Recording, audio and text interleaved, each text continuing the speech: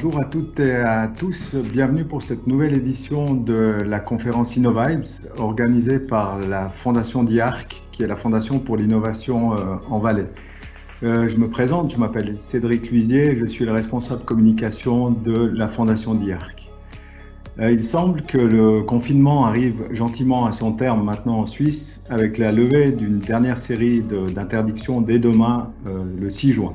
Il nous a donc semblé intéressant de faire un retour sur l'apport du digital durant cette période de semi-confinement du point de vue des PME.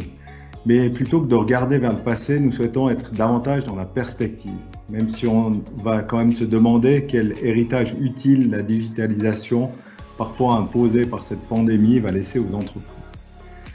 Pour la première fois, nous avons choisi un format de table ronde qui réunit différents entrepreneurs valaisans. Vous pourrez à tout moment poser des questions via le chat et je me ferai un plaisir de les relayer aux oratrices et aux orateurs du jour après le débat. Le principe des InnoVibes est que vous pouvez choisir vous-même les orateurs ou les thématiques. Nous espérons bien pouvoir vous retrouver en présentiel en septembre pour une rencontre déjà planifiée le 18 à Sierre sur le thème du storytelling vidéo. Mais depuis le lancement de ces événements, il y a maintenant près de 4 ans, une oratrice était toujours sur le haut du classement des votes des internautes. Il s'agit de Aline Iso. Experte de la transformation digitale dans les entreprises, Aline est très active dans de multiples domaines. Elle est notamment fondatrice de l'agence Black Swan et responsable de la digitalisation chez Mazar. Avec le thème du jour, elle était la candidate idéale pour la modération de cette table ronde qui plus est sera 100% masculine, avec 3 entrepreneurs. Je remercie donc d'avance Aline pour cette modération et je lui passe tout de suite la parole pour le début. Et je vous retrouve d'ici une trentaine de minutes pour vos questions, donc n'oubliez pas de les poser. Bonne conférence à toutes et à tous et à tout à l'heure. Merci Cédric, bonjour à tous et puis bon appétit pour ceux qui sont en train de profiter de cette période pour leur petit encas. Alors, il paraît que la plus grande difficulté de la transformation numérique, c'est qu'on doit changer la roue sans pouvoir arrêter la voiture. L'avantage qu'a eu le Covid, c'est que ça nous a quand même permis de marquer un coup d'arrêt, puis à certains de changer 1 ou 2 roues, et puis à d'autres de peut-être se poser la question un peu plus loin, où ils avaient envie d'aller finalement avec leur voiture, puisque certains avaient aussi déjà changé 1 ou 2 roues avant le confinement. J'ai donc le plaisir d'accueillir 3 conducteurs chevronnés pour cette table ronde sur l'héritage digital que va laisser la crise du Covid-19, en commençant par Gilles Fiorio, CEO de Synchrotech, qui avait déjà, lui, justement, changé quelques roues avant le Covid et aura l'occasion d'expliquer en quoi la crise a surtout transformé ses clients. Gilles Fiorio, bonjour. Bonjour. Bertrand Fournier, CEO du groupe Silicom, qui a, lui, profité de la crise pour repenser son rôle de pilote et réfléchir en termes d'écosystème. Bertrand Fournier, bonjour. Bonjour. Et enfin, Massimo Nobile, CEO du Swiss Biotech Center, à qui le Covid a donné envie de revoir son approche en termes de développement commercial, notamment, mais pas que. Massimo Nobile, bonjour. Bonjour, bonjour. Alors, merci déjà à tous les 3 d'être là et je vais commencer tout de suite en challengeant Gilles. On sait qu'un des facteurs clés de la transformation et d'une bonne transformation, c'est le management. Avec le digital et la mise en place dans la plupart des entreprises d'un nombre croissant d'outils digitaux, qu'est-ce que finalement cette crise a apporté ou a enlevé en termes de management? Alors, premièrement, je répondrai qu'elle a été une mise à l'épreuve du management parce que la systématicité de l'échange via des écrans interposés dans le cadre de semi-confinement ou confinement a rendu un management à distance imposé et particulier. Et le témoignage que je peux apporter pour nous, qui sommes une société de conseil, c'est qu'on était habitués déjà à un management à distance, mais quand il devient systématique, c'est quand même très particulier et on a revu la façon d'organiser les séances, de les préparer pour qu'elles soient plus efficientes, de les raccourcir, parce qu'effectivement une séance en présentiel ou à distance est complètement différente. Et on a appris quelque chose qui n'était pas expérimenté jusqu'ici, c'est avoir aussi une gestion des ressources humaines, puisque sur 2 mois, il y a quand même aussi des affaires de ressources humaines à traiter par téléphone ou par écran interposé, avec des questions aussi basiques que faut-il mettre la caméra ou pas, faut-il effectivement choisir tel média ou pas, et ça a été une vraie expérience ou un challenge. Après, de façon plus global que les modes d'échange. Je parlais de mise à l'épreuve parce que ça a aussi challengé le management dans sa gestion du personnel, avec nécessairement un appel à plus de responsabilité ou de confiance. Donc, enfin, en tout cas, les sociétés se sont comportées comme elles se sont comportées, mais ma position, vous la comprenez, c'était celle, effectivement, dans une période particulière et particulière d'inquiétude aussi, au niveau sanitaire et de la santé. Il y a des curseurs qui se sont déplacés. Et je pense qu'il a fallu que le management a dû s'adapter ou aurait dû s'adapter, pour ceux qui ne l'ont pas fait, pour effectivement avoir plus d'écoute au niveau effectivement de priorité changée, d'équilibre un peu changé des salariés avec la question de la santé en prime abord, et effectivement cette confiance et cette responsabilisation. Les sociétés qui ont malheureusement dû découvrir brutalement le management à distance ont peut-être simplement reproduit le même type de management qu'avant, simplement par écran interposé, et ont pu tomber dans du micromanagement, de la micro-surveillance, du stress du manager que les employés étaient bien au travail ou bien efficients au travail. Et c'est en ce sens que je pense que c'était une opportunité pour montrer un management leadership quelque part, et au contraire ne pas tomber dans un management plus toxique, et dans un contexte de sensibilité des employés, globalement, quelles que soient les entreprises, puisqu'on maintenant on peut parler de fin ou de fin en cours effectivement de l'épisode. Je pense que dans un sens positif ou dans l'autre, selon les expériences, ça peut laisser certaines séquelles. Et personnellement, j'en appelle alors mes pairs du management ou des directeurs à vraiment cette vision plutôt effectivement compréhensive et leader,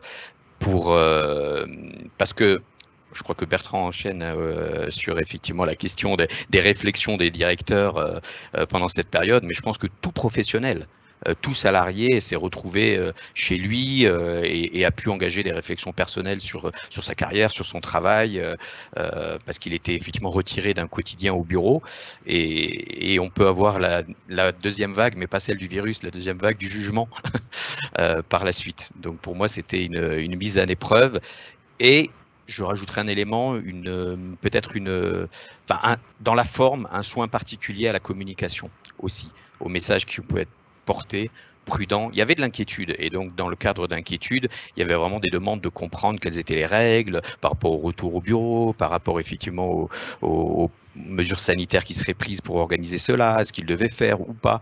Et donc effectivement, personnellement et chez Synchrotech et avec mes collègues du management, notamment responsables des ressources humaines, on a pris un soin particulier à consciemment peser la communication. Je ne peux pas auto-juger le résultat, mais ça veut dire effectivement choisir quand communiquer, à quelle fréquence communiquer et sous quelle forme communiquer, en alternant les visio Teams comme celle-là, ou effectivement des messages écrits par email, parfois plus formels ou explicatifs. Bon, alors comme Gilles a de toute façon spoilé la suite, Bertrand, tu t'as envoyé la patate chaude en tant que CIO, puisque c'est quand même la tête pensante du management, ça reste le CIO qui donne finalement par l'exemplarité aussi les impulsions. Qu'est-ce que ça a modifié, toi, dans ton approche du management et de ton management en particulier? Bon, c'est peut-être pour fixer un petit peu ma position particulière. Moi, j'ai pris ce rôle il y a que quelques mois, hein, c'est assez récent. Pour ceux qui connaissent Silicom Group, on est composé de différentes sociétés qui sont réunies ces 24 derniers mois. Ce que ça a changé clairement, et je pense que c'est toute l'entreprise en fait qui a vécu un petit peu la même chose, du collaborateur au manager, au team leader, à l'ensemble, c'est que chacun a dû jouer beaucoup plus son rôle de manière exacte. Ça veut dire que le CEO doit être un vrai CEO, le team leader doit être un vrai team leader. On n'a plus la possibilité de manière informelle, dans le courant de la journée, de pallier à des manquements d'organisation, parce qu'effectivement, on se rencontre une fois par jour, une fois tous les 2 jours, on se parle par vidéo, et on doit être beaucoup plus organisé, beaucoup plus structuré, et chacun doit vraiment rester dans sa zone de responsabilité.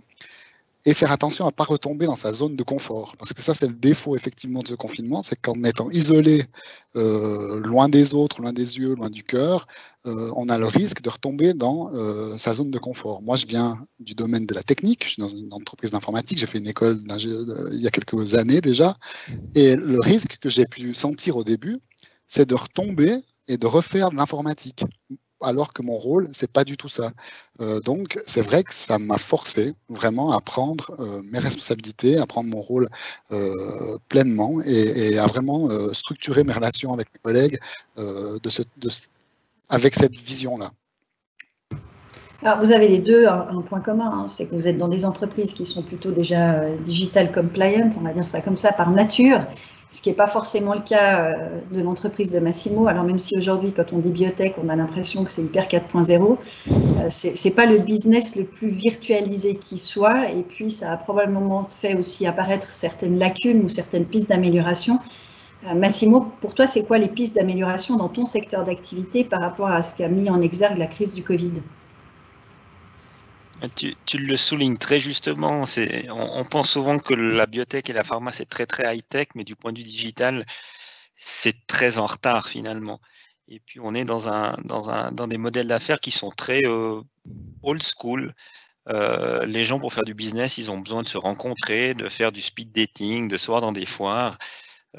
Pour des raisons qui sont peut-être historiques, pour des raisons qui sont aussi en lien avec la confiance. On a envie d'acquérir la confiance de notre client ou de notre partenaire.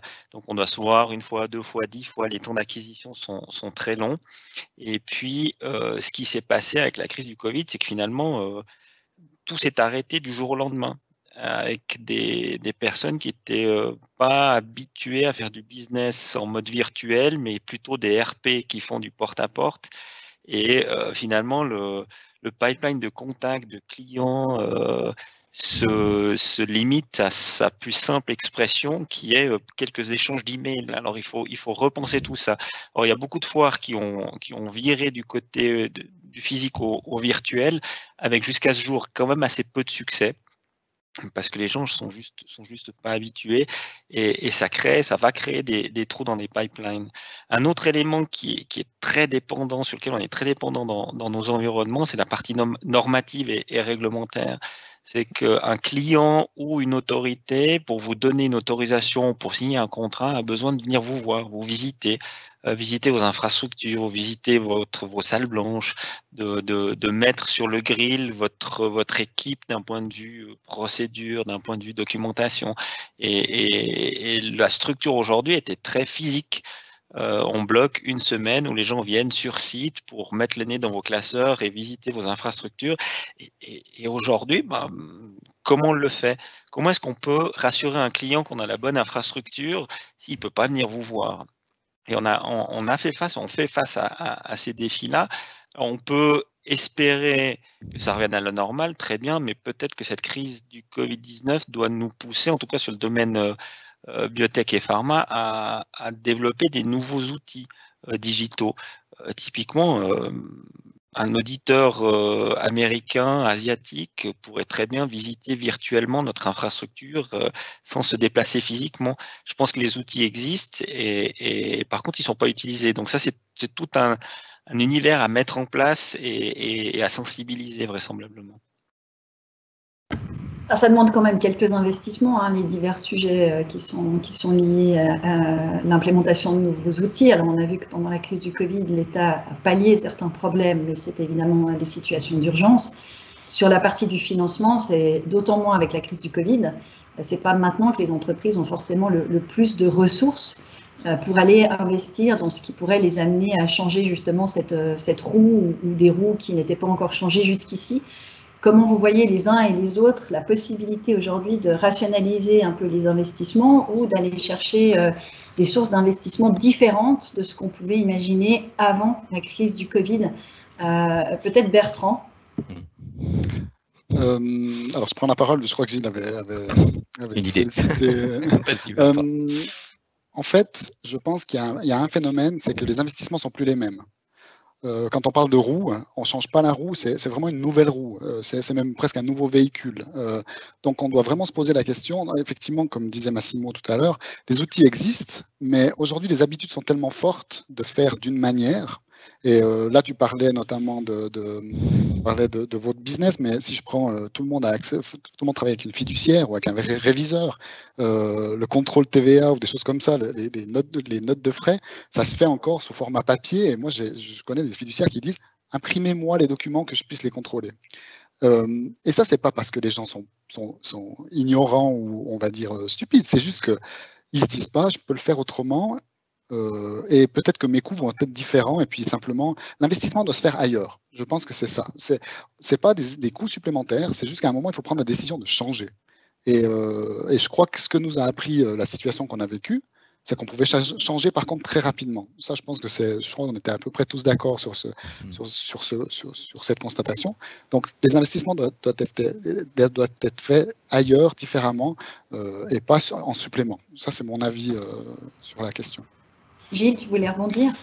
Oui, alors j'ai pas de baguette magique pour trouver des ressources, mais mieux exploiter les ressources existantes, j'aurais axé ça sur l'intégration de la chaîne de valeur, c'est-à-dire entre fournisseurs, sociétés et clients, quels que soient les domaines d'activité. Il y a vraiment de quoi se mettre ensemble autour de la table, parce qu'aujourd'hui les problématiques qu'à chaque partie de la chaîne, c'est vraiment maîtriser la demande dans le contexte de redémarrage avec des scénarios très incertains. Il y a les aspects de production, il y a les impacts sur le stock, la supply chain, la logistique, et c'est en s'asseyant autour de la table avec effectivement l'ensemble des acteurs qu'on peut trouver des convergences, y compris avec ses partenaires informatiques, comme le soulignait Bertrand, qu'effectivement on peut trouver en partageant sa stratégie tout simplement, en échangeant sa stratégie et faire des choses ensemble, sans même aller sur l'open innovation qui serait de la pure création, mais déjà d'aligner les stratégies, de savoir quelles sont les problématiques de mon client de penser plus client. Donc, quelque part, de casser des silos. Alors, on a un classique aujourd'hui avec le digital de casser les silos à l'intérieur de la société, mais aussi les casser le long de la chaîne, effectivement, de valeur fournisseur-client. Et ça peut vraiment générer des synergies, des mises en commun de ressources, des projets communs, des pilotages communs et des chaînes plus intégrées. Pas forcément au niveau juridique, mais plus intégrées dans la chaîne de valeur, ouais, je pense. Alors, ça reste des sujets assez délicats. Massimo, avant, évoquait, je crois que c'était Massimo qui évoquait le côté de la confiance, sauf erreur, parce que même si le Covid peut être potentiellement un accélérateur de confiance un peu forcé, il n'en reste pas moins que culturellement, en Suisse, on a plutôt une tendance, non pas à se méfier les uns des autres, mais à pas trop partager des informations qu'on estime comme justement stratégiques, donc confidentielles. Et je pense dans des industries comme celle dans laquelle est Massimo, probablement encore plus qu'ailleurs, puisqu'il y a une notion de la confidentialité sur laquelle le modèle d'affaires tourne sur certains aspects. Du coup, Massimo, dans ton secteur à toi, comment tu vois cette approche un peu écosystémique basée justement sur la confiance, à la recherche d'intérêts et de convergences communes? Le Covid-19 nous laisse pas seulement un héritage digital. Je pense qu'il doit nous laisser un héritage local. On n'a pas forcément besoin que de manger des fraises et des asperges valaisannes et manger ces salades qui viennent de Crévelay. Mais ça a mis en évidence qu'on a vraisemblablement une méconnaissance de notre écosystème proche. Et pour revenir à ce que vous disiez tout à l'heure, si on veut intégrer la chaîne de valeur et mutualiser les éléments, il faut qu'on se connaisse les uns avec les autres. Je prends un exemple assez frappant. Si on prend le cluster BioAlps, qui est le cluster des sciences de la vie de la Suisse occidentale, on a à peu près 1200 ou 1300 membres dans ce cluster, qui est comme un petit village qui dépend de 200 ou 300 personnes, comme dans tout village qui est bien structuré. Le foot, la fanfare et le chœur sont tous dépendants des 200 ou 300 mêmes personnes qui font vivre l'écosystème. Donc aujourd'hui, je pense que revenir un tout petit peu à comprendre qui sont nos partenaires en local et comment mutualiser nos forces et nos besoins, je pense que c'est quelque chose qui est absolument nécessaire, parce que ça peut permettre aussi d'un point de vue affaires d'avoir une bande passante d'affaires en local qui peut être assuré. Puis ensuite, ce qu'on va chercher à l'extérieur, c'est peut-être des choses qu'on ne trouve pas chez nous ou la cerise sur le gâteau d'un point de vue business. Et là, je pense que d'un point de vue développement d'outils digitaux pour faire vivre un écosystème, et on revient sur le RP qui fait du porte-à-porte, on a peut-être besoin de développer des outils qui vont dans ce sens-là, c'est-à-dire de mieux connaître son voisin au-delà de son site web, de mieux connaître ses besoins au-delà de ce qu'il veut bien nous dire dans un événement networking qu'on peut organiser dans l'année. Il y a un effort à faire de ce côté-là, à mon avis. Et je pense qu'il n'est pas inhérent à la biotech en particulier, mais c'est tout domaine confondu. Et si on commence à parler santé digitale, où on a une transversalité entre les domaines des sciences de la vie, de l'informatique et de l'engineering, là, ça commence à faire de plus en plus sens d'avoir des écosystèmes qui sont vivants et qui ne sont pas simplement dépendants du déplacement d'une personne physique à un endroit pour se rencontrer, mais quelque chose qui est beaucoup plus digital et beaucoup plus vivant et beaucoup plus real-time en termes d'offres, de demandes et de besoins. J'ai peut-être juste un commentaire additionnel. Merci Massimo, j'approuve totalement. Après, à l'intérieur de l'entreprise, toujours sur cette thématique avant de demander de nouvelles ressources, de l'optimisation des ressources, c'est le cœur effectivement des services que nous délivrons sur l'optimisation. J'ai particulièrement moi une clientèle direction financière, entre autres, et je vois aujourd'hui des mutations qui s'opèrent présentement, c'est-à-dire du fait du Covid et du post-Covid organisationnel, avec un rôle qui évolue par exemple sur les contrôleurs de gestion qui, du fait de leur rôle et de leur vision centrale, aujourd'hui, c'était déjà engagés, mais sont vraiment, par rapport à cette crise, à cette relance et au problème de cash, très impliqués opérationnellement. Et on voit ce rapprochement gestion-opération que depuis des années tout le monde travaille et dans laquelle le digital est un ciment, est un moyen effectivement d'arriver à ce que ça se passe.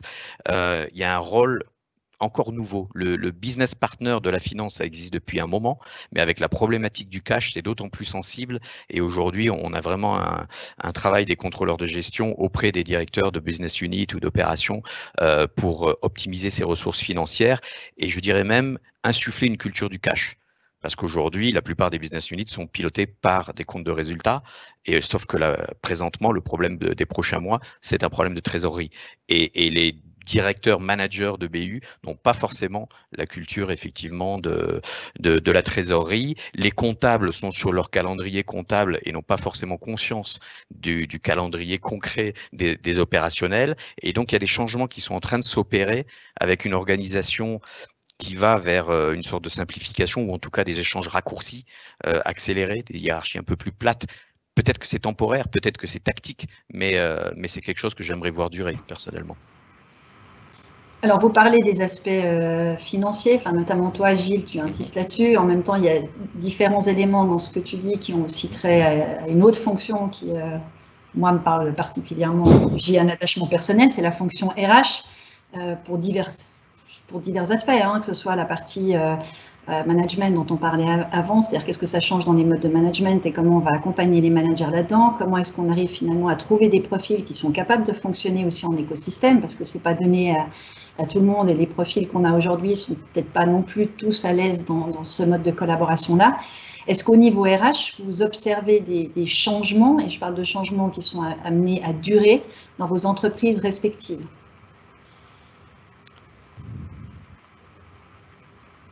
Ça vous laisse perplexe. Je me doutais bien que cette fonction, elle est incroyable. Non, mais après, est-ce que vous avez identifié des enjeux RH de votre côté, que ce soit en termes de formation, de recrutement, de business, puisque ça fait quand même partie des partenaires stratégiques aussi du business. Est-ce que cet aspect RH prend une place plus importante après la crise du Covid qu'elle n'en avait avant ? Je vais me risquer à dire des choses qui peut-être plairont pas ou plairont à certaines personnes qui sont dans l'audience. On a constaté qu'il y avait effectivement une facilité de nouveau par rapport à certains collaborateurs à être efficients dans un mode de travail tel que nous l'a imposé le confinement. Alors, j'ai pas du tout une réponse définitive à ce que je suis en train de dire, mais on constate quand même que des gens qui ont eu des études à distance ou qui ont dû se déplacer pendant leurs études ont une facilité déjà plus grande dans le fait de travailler à la maison. L'âge joue un rôle effectivement assez important. Je pense que vous avez tous vécu des pères de famille. Il y a un âge entre 25 et 45 ans là, qui a l'air assez compliqué avec les petits-enfants pendant la période du travail. On a vécu des situations quand même assez particulières. Oui, je pense que dans le suivi RH, donc que ce soit dans le recrutement, d'insister sur des nouveaux points, sur des nouvelles choses, et peut-être d'accompagner les collaborateurs qu'on a aujourd'hui à l'intérieur de l'entreprise pour qu'ils soient à l'aise dans la situation dans laquelle le Covid que nous a imposé. Il y a un gros travail RH à faire de ce côté-là. Je pense que ça, c'est un défi quand même à l'avenir parce que j'ai l'impression que la situation, par exemple, du télétravail va rester une situation, en tout cas, assez installée dans les entreprises, en tout cas chez nous. Comme je citais lors de la préparation avec Aline, pendant ce Covid, on a réussi à diminuer notre surface de locaux alors qu'avant Covid, mes collègues de la direction étaient totalement contre l'idée de réduire la surface de bureaux qu'on avait sur Sion. Et là, on a diminué quasiment de 25-30% la surface pour l'après-Covid. Parce qu'il y a eu ce changement rapide où tout à coup, on s'est retrouvé avec une nouvelle donne et c'est une situation qui va s'installer chez nous. J'ai peut-être une dimension complémentaire, plus stratégique au niveau des profils. Alors, je vais parler pour ma paroisse dans le consulting, en miroir avec ce qu'a dit tout à l'heure Massimo, notre échange sur l'intégration de la chaîne de valeur. Et ce que je disais aussi sur les mutations organisationnelles, ça veut dire que ça appuie alors une stratégie qui, chez nous, n'est pas directement nouvelle et liée effectivement au Covid, mais certainement qui est confirmée, affirmé et accéléré par le Covid et l'épisode du Covid, c'est d'avoir des profils hybrides, c'est-à-dire des consultants qui aient à la fois l'expertise technique, mais aussi la compréhension et la capacité à aider les clients sur des dimensions plus organisationnelles, stratégie data, de façon beaucoup plus large. Et c'est pas simple d'avoir effectivement cette double compétence ou cette double casquette. Mais aujourd'hui, en lien avec les évolutions qu'on a citées, c'est une nécessité. Donc, ça veut dire qu'effectivement, on va vers des profils qui sont plus élargis, effectivement, en termes de capacité, donc plus compliqués à trouver sur le marché.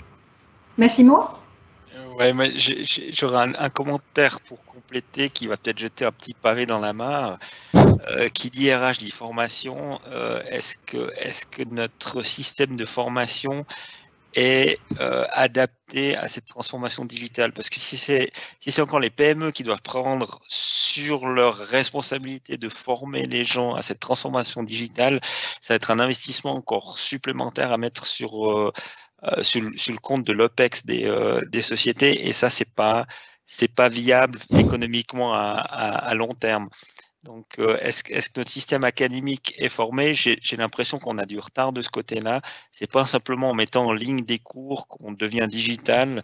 Il y a des nouveaux métiers digitaux qui vont apparaître, et ça, je pense que c'est un élément qui nous manque, et c'est un gap qu'il va falloir combler rapidement.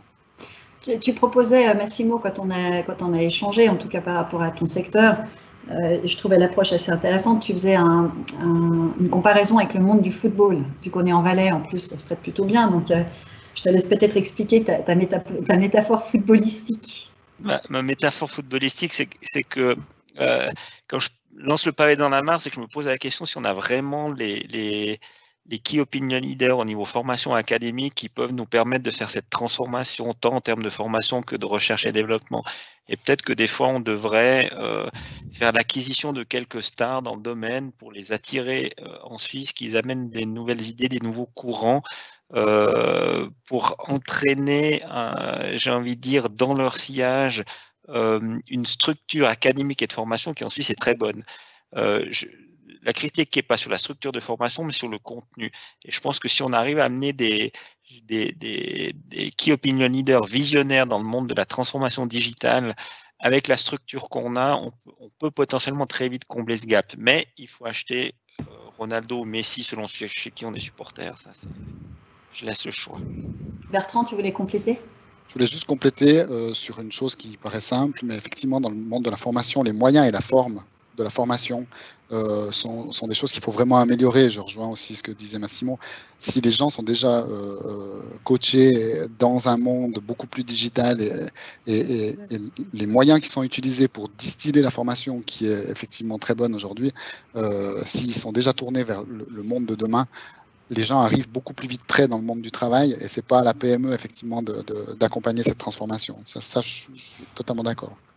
Peut-être juste un point pour souligner quand même qu'en complément de tout ça, il y a, je voulais quand même souligner que la HES, notamment Valais, lance des programmes de lien avec des entreprises IT, comme la tienne, Bertrand, ou la mienne. Et effectivement, je tiens à le souligner, parce que ça fait quand même partie de la solution, le travail effectivement entre les entreprises et les écoles. Et je trouve que c'est une bonne chose à souligner. Il y a au moins la conscience qui est là et la volonté de faire quelque chose. Puisque tu parles de faire quelque chose, concrètement, parce qu'on a des personnes qui vous regardent et qui vous écoutent, après on se dit toujours, ah ouais, c'était intéressant, mais concrètement, c'est quoi les projets que vous avez aujourd'hui respectivement dans vos agendas, ou le projet, c'est pas du tout une bonne chose qu'il y en ait forcément 50, hein, mais post-Covid, le premier projet auquel vous allez vous atteler dans cet héritage un peu digital, c'est quoi, si je prends Massimo? Le premier projet qui est drivé par un besoin, c'est qu'on doit pouvoir montrer ce qu'on fait de manière confidentielle, mais quand même suffisamment précise pour que les clients n'aient pas besoin forcément de se déplacer et venir sur site. On a des cas concrets où les gens sont aujourd'hui confinés ou ne peuvent pas sortir de chez eux, mais continuent quand même à travailler et ont besoin de nos services. Donc on doit trouver des solutions techniques maintenant pour leur faire visiter nos infrastructures de manière virtuelle, qui puissent eux aussi nous poser des questions et se rassurer qu'on est le bon partenaire. Après, il y a toute la démarche du biopharma 4.0 qui est, je pense, une question pour notre canton, une question importante pour notre canton, qui est une transformation globale sur la dimension manufacturing, où ici on va devoir trouver des nouveaux outils et surtout définir les besoins de cet environnement. Aujourd'hui, c'est pas encore complètement défini, mais les premiers sont ceux qui sont drivés par le besoin issu de ces 3 derniers mois, qui sont de faire venir nos clients virtuellement chez nous. Bertrand, tu parlais des locaux. Est-ce que tu as d'autres projets concrets dans l'immédiat? Nous, on a un projet qui est concret maintenant depuis environ 24 mois, mais qui prend encore plus son sens aujourd'hui. On a développé un concept d'académie au sein de la société qui s'occupe en fait de prendre les outils de l'entreprise, de nos clients, pour essayer de les rendre vraiment très efficients avec. Et on a eu une discussion lorsqu'on préparait cette séance où on parlait de pilotage d'entreprise au niveau des chiffres via des dashboards et des choses comme ça pour les petits entrepreneurs, les PME. Le problème, c'est pas de mettre à disposition les outils qui sont très bien développés ou déjà réalisés par des sociétés, notamment la société de Gilles et d'autres, mais c'est surtout de comment les utiliser. Et nous, l'académie, c'est ça qu'on fait au quotidien, c'est qu'on va dans les entreprises et on dit quels sont les outils que vous avez à votre disposition, comment est-ce qu'on peut améliorer votre quotidien avec ce qui est déjà là. Et ça, c'est vraiment un projet sur lequel on veut insister, on veut pousser, on veut développer cette compétence de comment utiliser les outils au quotidien et puis former les utilisateurs finalement, pas aux moyens, mais à quoi ça leur sert. Voilà, ça c'est un projet. Gilles, puisque ton nom a été évoqué, ton projet concret pour les mois à venir? Aujourd'hui, nous, on est une société de conseil, donc c'est de la production effectivement intellectuelle et effectivement de mise en place de solutions. À partir de là, on vit par le service que l'on offre à nos clients ou en répondant à leurs besoins. Par rapport à cette crise, on le soulignait, il y a un certain nombre de besoins qui sont apparus, qui sont criants aujourd'hui. Et le projet concret, c'est d'accélérer sur notre stratégie et par rapport effectivement à cette offre. Et finalement, le vrai premier projet, c'est de faire évoluer notre offre et notre portfolio d'offres pour répondre concrètement aux demandes de nos clients. Tout à l'heure, j'évoquais le cash. Effectivement, passer d'un budget forecast à du cash forecast et accompagner effectivement nos clients qui nous demandent de façon urgente. Donc aujourd'hui, c'est notre métier d'analyse et de data, mais appliqué à des cas concrets sur des leçons qu'ont tirées les entreprises et donc nos clients sur ce sujet-là. Ce qui veut dire bien sûr, et ça tous mes pairs le savent, monter en compétence des fois sur les technologies, avoir des approches, construire effectivement des références avec nos clients, et c'est déjà tout un travail. Bon, je vois qu'on n'a pas fini de changer des roues ou de changer Non. de véhicule. Il faut pas. Le digital, c'est un changement permanent. Il ne faut pas attendre la prochaine crise. Non, tout à fait. Je ne sais pas s'il reste encore un tout petit peu de temps. Je regarde en régie. Merci Cédric. Donc j'ai encore un petit peu de temps. Je voudrais juste conclure avec une question peut-être un petit peu plus personnelle parce qu'il y a aussi cet héritage-là. À titre individuel et personnel, qu'est-ce que vous allez garder de ces 3 mois de confinement partiel qui est en train de s'achever?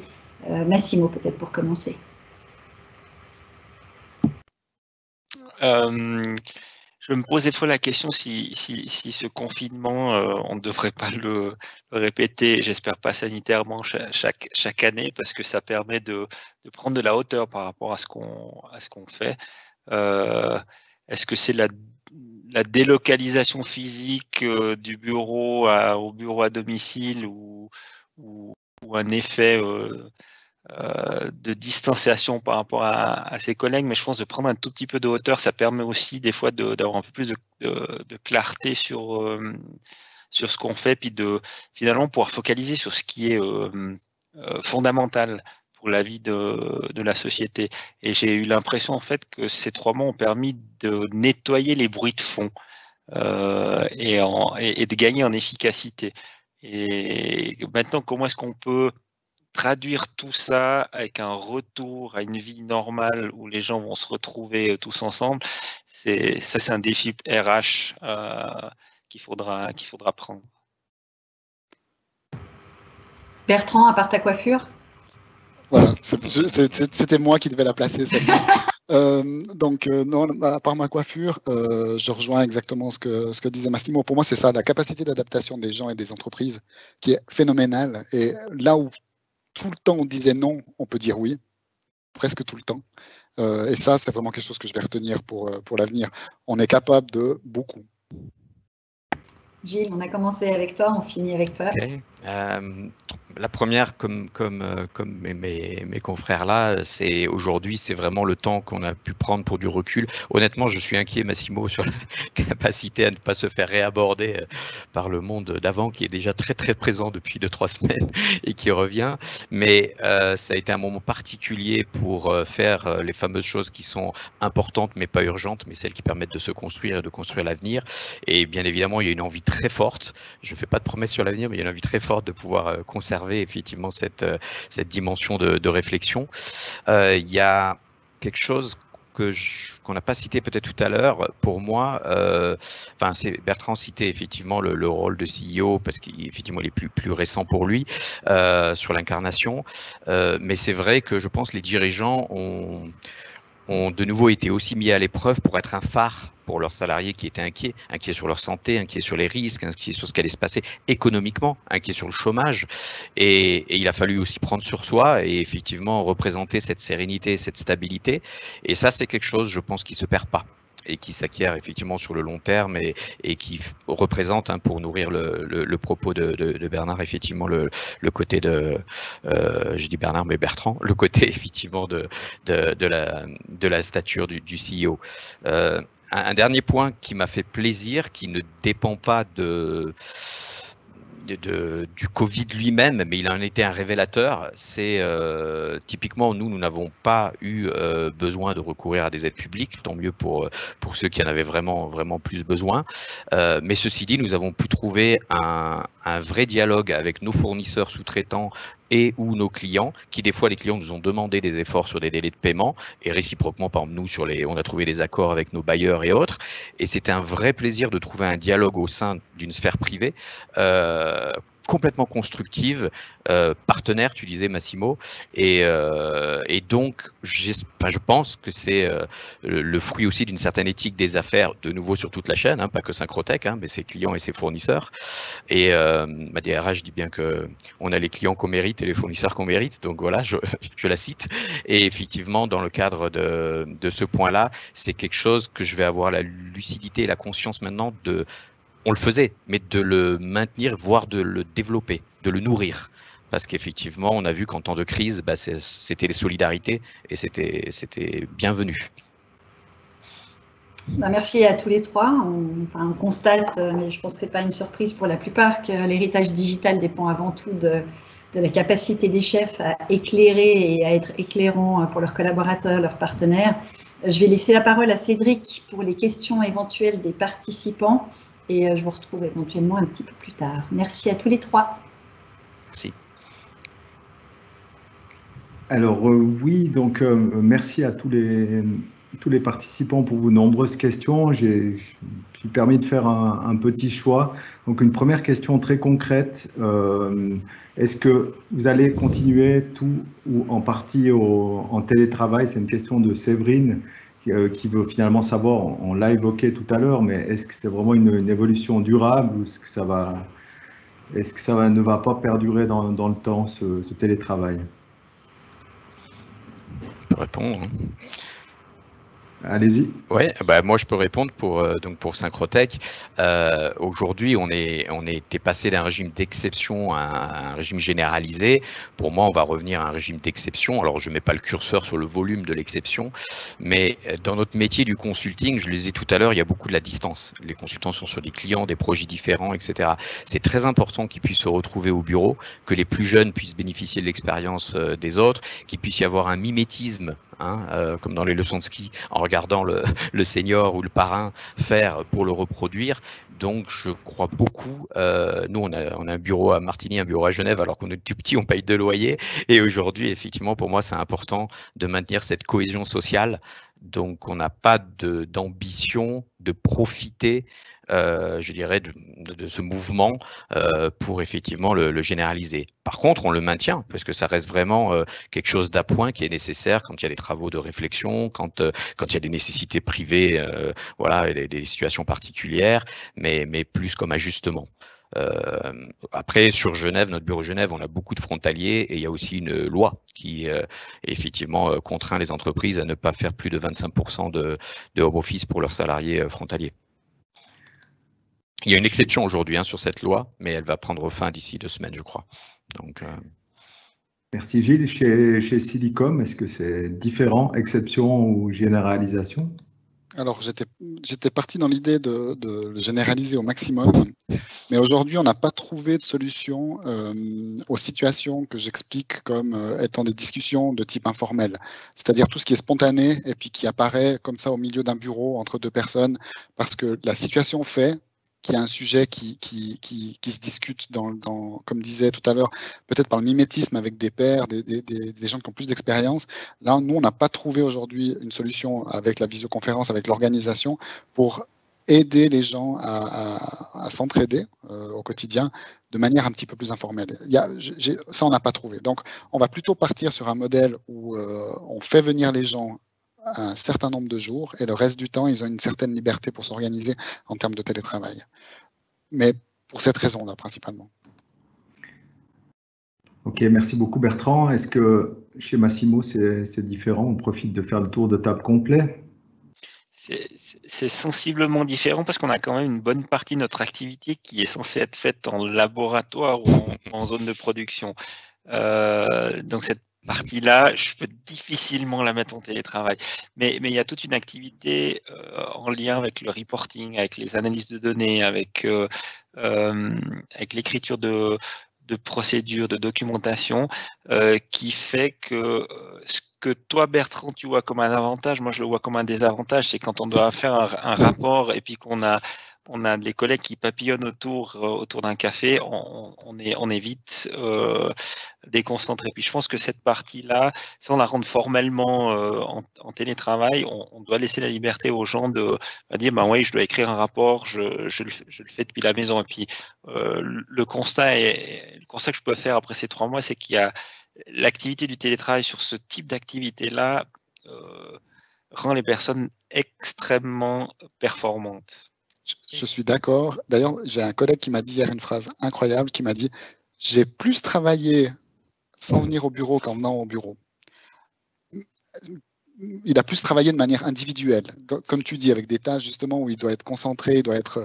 Mais je veux dire, après, je pense qu'il y a aussi des gens qui encadrent, qui entourent leurs collègues par l'expérience, par la hiérarchie, et il y a forcément là des moments où nous, on doit trouver un équilibre en fait entre les deux.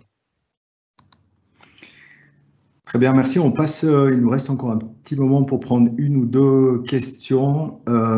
Très concrète aussi, la question de Jean-Pierre qui dit que, OK, du point de vue du management, pour tout ce qui est un peu opérationnel, ce management à distance a joué, mais comment est-ce que vous avez fait pour des projets plus stratégiques, plus innovants, qui nécessitent peut-être un peu plus de finesse, un peu plus de créativité, un petit peu plus aussi de spontanéité dans les échanges.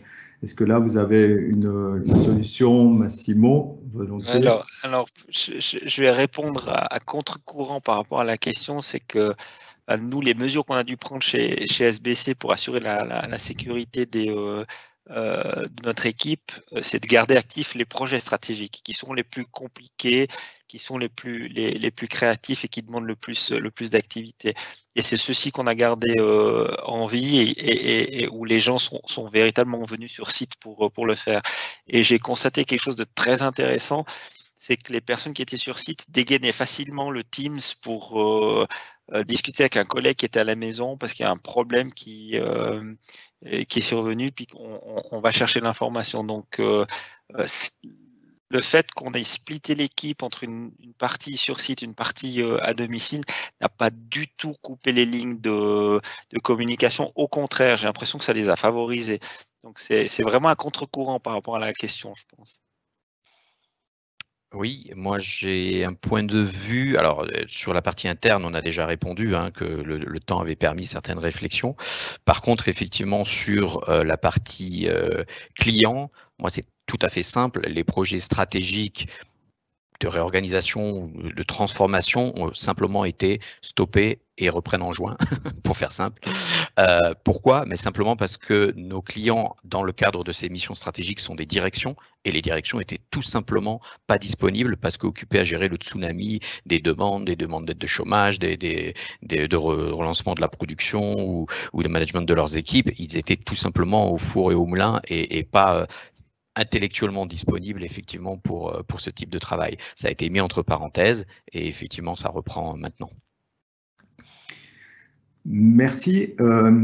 Là, je prends une dernière question de Thomas. Je ne vais pas oublier de dire aussi que l'analogie du football de Massimo a l'air d'avoir beaucoup parlé à nos téléspectateurs. La question qui a été posée par Thomas est en lien avec, on n'en a pas trop parlé encore, le mélange entre la vie professionnelle et la vie privée avec ces nouveaux outils, ce nouveau travail à distance. Voilà, est-ce qu'on sera forcé finalement à ne plus avoir de frontières entre les deux? Peut-être, je ne sais pas si Aline, vous avez un avis sur la question. J'en étais sûr, donc je passe volontiers la parole sur cet aspect. Ah, moi je voulais juste dire que c'est bien, les hommes ont découvert ce que c'était que d'être une femme avec le Covid. Développez. Non, je provoque un peu, mais c'est vrai que cette porosité entre le monde professionnel et privé, alors en tout cas pour un certain nombre de femmes, c'est quelque chose qu'on connaît assez bien et avec lequel on jongle avant Covid, pendant Covid probablement de façon encore plus marquée. Et post-Covid, on se rend compte que sous une autre forme, ça a repris exactement comme avant, à enchaîner les rendez-vous des enfants, l'école des enfants, le retour à l'école des enfants avec la partie psychologique à encadrer aussi, plus le travail, les obligations professionnelles qu'on a. Finalement, en tout cas, à titre personnel, j'ai trouvé que la période du Covid était celle qui m'avait permis de mieux concilier la partie privée et pro, parce qu'on avait mis des bonnes règles en place à la maison en termes de gestion des deux adolescentes qui travaillaient à heure donnée, et puis où finalement tout était sous contrôle, sans imprévu, sans éléments externes, de médecins, d'orthodontistes, tout était bloqué, donc on se concentrait sur l'essentiel. Comme disait Massimo avant, l'essentiel à la famille, c'est aussi important. Donc voilà, ma perception de cette partie privée professionnelle pendant le Covid. Ouais, je peux compléter sur le. Tu as cité le mot de règle, Aline, et je pense que c'est important. Si tu peux mettre en place des règles, et aussi, je pense que c'est très individuel parce que ça dépend des conditions. Si on a un appartement, maison, si on a un bureau pour travailler ou pas. Enfin, c'est compliqué de généraliser le principe. Je souligne un point côté managérial. de nouveau, c'est le danger. Je vais rebondir sur ce que tu as dit, Bertrand. Tu disais les gens étaient plus efficaces, etc. Mais souvent, et s'ils n'avaient pas, pour le coup, peut-être de contraintes familiales, ils voyaient moins aussi la différence entre la coupure travail privé. Il n'y avait pas aussi le temps du retour à la maison en voiture où tu peux décompresser. Il n'y avait pas les collègues pour faire aussi écran et barrière. Et moi, du point de vue managérial, j'y vois aussi un risque. Donc, nous, on avait effectivement mis en place une veille simple, et des appels réguliers à chacun pour effectivement s'assurer que tout allait bien. Attention à cet aspect-là, effectivement, pour de nouveau certains cas particuliers peut-être, mais où effectivement les frontières étaient devenues floues entre sphère privée et sphère professionnelle, du fait en plus de la densité. C'est pas comme tu disais, Massimo, je vais mardi à la maison pour faire un rapport et je reviens mercredi. Si c'est 2, 3, 4 jours, effectivement, attention au phénomène effectivement de suractivité et de stress. Clairement, effectivement, il y a un risque de suractivité. Et moi, je l'ai senti dans les premiers jours parce que je faisais beaucoup de trajets en voiture où je pouvais décompresser, comme tu dis, et réfléchir aussi à ou simplement faire des téléphones. Je sais que ça parle à beaucoup de monde. Mes journées de travail sont devenues beaucoup plus denses. C'est-à-dire que quand je commençais à 8h moins 10, je finissais à 12h15 et je recommençais à 1h15 et je finissais à 18h. Et je travaillais non-stop. Et il y a un risque d'épuisement aussi, on va dire intellectuel. Ça, c'est le premier point. Après, sur la sphère privée, moi, j'ai vu que des avantages, effectivement, et j'arrive pas à mesurer si c'est dû au fait qu'il n'y avait pas tous ces engagements annexes, les entraînements, les choses comme ça, ou si c'est parce que j'avais pas ce temps de déplacement, justement, qui me faisait que je pouvais m'arrêter quand je voulais, puis quasiment être disponible la minute d'après dans la sphère familiale. Ça, je n'ai pas encore suffisamment d'expérience. Mais j'ai clairement senti dans les premiers jours l'effet de suractivité, de traitement en permanence de beaucoup d'informations et puis vraiment où on sent une certaine fatigue. Je vous rejoins sur tous les points. Il y a un effet de conscience professionnelle. Le fait d'être à la maison nous met dans une situation de culpabilité qui des fois fait qu'on va peut-être en faire un tout petit peu plus, et ça c'est un tout petit peu le danger. Mais l'autre côté sur lequel on doit être prêt, tant du point de vue de gestion d'une entreprise que de l'employé, c'est d'avoir des journées à géométrie variable. Ça veut dire que peut-être qu'on peut imaginer travailler quand on a vraiment la tête à travailler, et quand on sent que ça va pas, on peut aller s'occuper de ses enfants, on peut jardiner et s'occuper de ce qu'il y a à faire à la maison pour reprendre quand on a la tête qui revient. Donc on doit aussi être prêt à avoir cette géométrie variable du travail qui permet de travailler quand on est à l'optimum du travail, et je pense qu'on va gagner en efficacité et en productivité. On t'entend pas. Excusez-moi. Le temps file, donc on va clore gentiment cette conférence en ligne en vous remerciant toutes et tous, encore une fois, de votre attention. Je vais me faire, une fois n'est pas coutume, le porte-parole de tous les gens qui étaient en ligne maintenant, en applaudissements. Voilà, les orateurs du jour, c'est pas la standing ovation, mais je fais ce que j'ai pu. Donc, merci à vous quatre pour ces témoignages très intéressants. Et pour tous les autres, et vous aussi, les orateurs, on se retrouve le 18 septembre à Sierre pour une prochaine InnoVibes. On a eu la question, donc on va essayer de proposer également une version digitale. Ce sera l'héritage digital des InnoVibes qui sera mis concrètement en lumière à ce niveau-là. Donc les inscriptions sont déjà ouvertes pour cette prochaine édition. Et d'ici là, donc au nom de la Fondation DIARC, je vous souhaite à toutes et tous un bel été et surtout, portez-vous bien. À bientôt et merci de votre attention.